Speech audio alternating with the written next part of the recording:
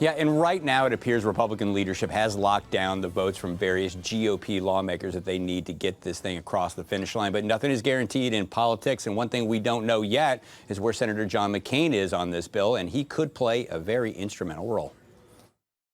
I have seen it. I think it's going to do very, very well. President Trump this morning confident that the Republican-controlled Congress will pass its sweeping tax bill. I think that we are going to be in a position to pass something as early as next week, which will be monumental. With all 48 Senate Democrats expected to oppose the bill, Republicans can only afford to lose 2 votes, meaning success or failure could once again come down to Arizona Senator John McCain. How important is McCain's support for this tax bill? It'll be important, and I think he will voice his opinion on it before the vote. For the past 3 days, McCain has been hospitalized at Walter Reed Hospital for, quote, normal side effects from his cancer treatment.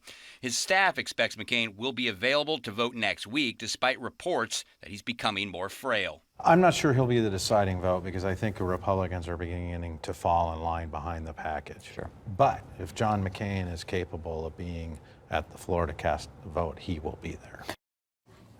Now, again, McCain is still hospitalized, and he was hospitalized as of Tuesday. I did speak to his office earlier today, and there have been no changes in his conditions, and that he is still resting at Walter Reed Hospital. All right, Dennis, what are the major headlines? Who's going to benefit the most from this bill?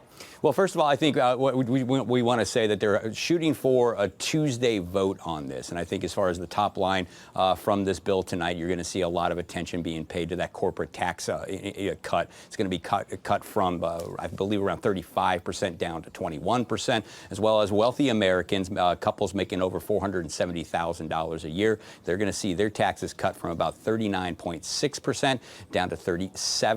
I think a lot of people are going to focus in on those 2 areas, and there'll be a lot of pressure on Republicans and lawmakers to vote against this because it doesn't give what they think is a big enough, broader tax relief to middle America. And that was my next question, was because you're hearing corporate and wealthy, and they've been touting this as this will help middle America, but we're not seeing that at this point yet, are we? You're going to see some tax cuts for middle Americans out there, but again, they're only going to be temporary right now. They'll start phasing out after a few years. And again, you'll see a lot of talking points, a lot of people pointing to the fact that wealthy Americans and corporations are getting the lion's share of this tax cut.